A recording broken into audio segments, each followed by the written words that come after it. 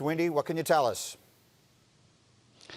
Yeah, Greeny, I wish I had better news, and I wish I wasn't always coming on and talking about Chinese basketball. But the Chinese government, the Association of Sport over there that governs all sports in the country, has issued an order this morning basically restricting team sports going forward. And this is a blow to the pro basketball's restart there. They'd already delayed it last week, and now it's delayed indefinitely. From what I understand, there's just major concern about asymptomatic carriers of the virus. And so the idea that the Chinese Basketball League was going to return very shortly in 2 different cities with 10 teams playing, the type of format that I and other people envision for the NBA, is now put on hold officially by the government. And we've had, for the last 2 weeks, after a lot of optimism, we've had a series of setbacks in Asia where they've had success in tramping down the new cases of the virus. And so it's disappointing for sure, especially as we look to the future of the NBA and pro sports here. There's leagues across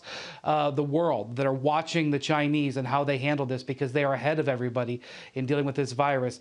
Now, the CBA is telling their players today, after this order came, it was a private order. It was not issued publicly, but obviously it became known within the league quickly. They were telling them that they're still going to play, to stick with them. There's more than 20 foreign players, more than a dozen Americans who have come back and are in quarantine right now. They say, hold tight, we're still going to play. But one of the things, Greeny, is that the Chinese are aware that all of these eyes are on them.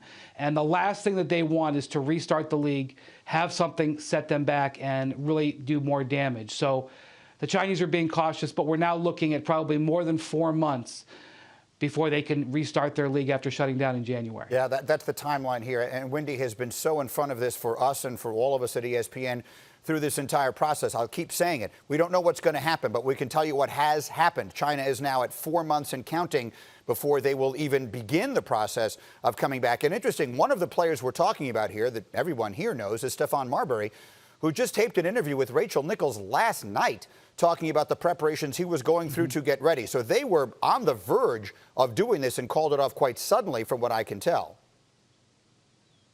Yeah, and like American players like Jeremy Lin and Lance Stevenson flew from home here in the U.S. over to China and entered a 14-day quarantine because they thought at the end of it they were going to join their teams for practice and they begin to play. And I think what it just shows is what the challenges are going to be for us, if and when, as a country, we get past the worst of it and can think about this, and that's the issue. The Chinese have testing, they have supplies. They're sending their supplies to us now because we're on the short end of it.